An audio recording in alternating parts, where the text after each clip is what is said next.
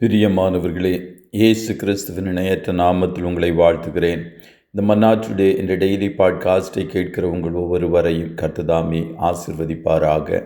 ஆதியாகமம் 39வது அதிகாரம் 2வது வசனம் இப்படியாய் கூறுகிறது: கர்த்தர் யோசேப்போடு இருந்தார், அவன் காரிய சித்தி உள்ளவனானான், அவன் எகிப்தியனாகிய தன் எஜமானுடைய வீட்டிலே இருந்தான் என்பதாக. இயேசு உங்களோடு இருந்தால் மனித தயவு உண்டாகும். If Jesus is with you, you will find human favour என்ற தலைப்பின் கீழ் இன்றைய மன்னாவை தியானிக்கப் போகிறோம். ஆதியாகமம் 39ஆம் அதிகாரத்தில் கர்த்தர் யோசேப்போடு இருந்தார் என்பதை அடிக்கடி வாசிக்கலாம். யோசேப்பு கடந்து சென்ற எல்லா கடினமான சூழ்நிலையிலும் கர்த்தர் அவனோடு இருந்தார்.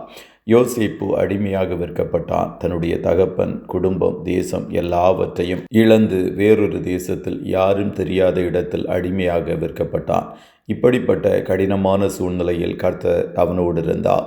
கர்த்தர் யோசேப்போடு இருக்கிறார் என்று தன் எஜமான் கண்டு அவன் மேல் தயவு வைத்தான். நீங்கள் செல்கிற கடினமான சூழ்நிலையில் கர்த்தர் உங்களோடு இருப்பார் என்றால் உங்களுக்கு மனித தயவு உண்டாகும். நாம் வாழ்கிற இந்த காலத்தில் மனித தயவு மிகவும் தேவையான ஒன்று. காரணம், அநேக துஷ்டர்களும் துன்மார்க்கர்களும் எங்கு பார்த்தாலும் பரவி இருக்கிற சூழ்நிலை. எந்த காரியத்தை செய்ய நாம் முன் வந்தாலும் இப்படி போன்ற துஷ்டர்களால் வருகிற தடைகளும் நிந்தைகளும் அதிகம். இப்படிப்பட்ட சூழ்நிலையில் கர்த்தர் உங்களோடு இருந்து உங்களுக்கு மனித தயவை கட்டளையிடுவான். யோசேப்பு சரசம் பண்ணும்படி தன்னிடத்தில் வந்தான் என்று போத்திபாரின் மனைவி அபாண்ட பழிச்சொல்லை யோசேப்பின் மீது செலுத்தினாள். அதனால் யோசேப்பு சிறைச்சாலைக்குள் அடைக்கப்பட்டான். இப்படிப்பட்ட கடினமான சூழ்நிலையை யோசேப்பு கடந்தபோது கர்த்தர் அவனோடு இருந்தார். ஆகையால் சிறைச்சாலை தலைவனுடைய தயவு அவனுக்கு கிடைக்கும்படிக்கு செய்தார். உங்கள் மேல் யாராவது அபாண்டமான பழிச்சொல் சொல்லுகிறார்கள் என்று மனவேதனைப்படுகிறீர்களா? உங்கள் மேல் எந்த ஒரு தவறும் இல்லாதிருக்க காரணமில்லாமல் நிந்திக்கப்படுகிறீர்களா? ஒன்று நிச்சயம், இப்படிப்பட்ட சூழ்நிலைகளில் இயேசு உங்களோடு இருப்பார். உங்களுக்கு வேறொரு விதத்தில் மனித தயவை கர்த்தர் கட்டளையிடுவார். இயேசு உங்களோடு இருப்பதை மாத்திரம் ஒவ்வொரு நாளும் உறுதிப்படுத்திக் கொள்ளுங்கள்.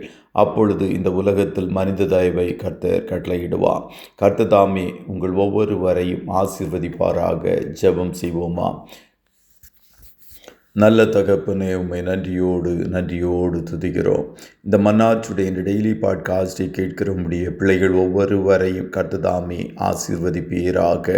அப்பா, நீர் யோசேப்போடு கூட இருந்து அவனுக்கு வேண்டிய மனித தயவை கட்டளையிட்டது போல உம்முடைய பிள்ளைகளுக்கு எல்லாருடைய கண்களிலும் தயவு பெறும்படி கர்த்தர் தாமே உதவி செய்வீராக. சீயோனுக்கு தயை செய்யும் காலம் வந்தது என்று சொன்னீரே, இந்த நாட்கள் உம்முடைய பிள்ளைகளுக்கு நீர் தயை செய்யும் காலமாய் காணட்டும். உம்முடைய தயவு உம்முடைய பிள்ளைகளை வாழ வைக்கும், உயர்த்தும். அதற்காய் நன்றி செலுத்துகிறோம்.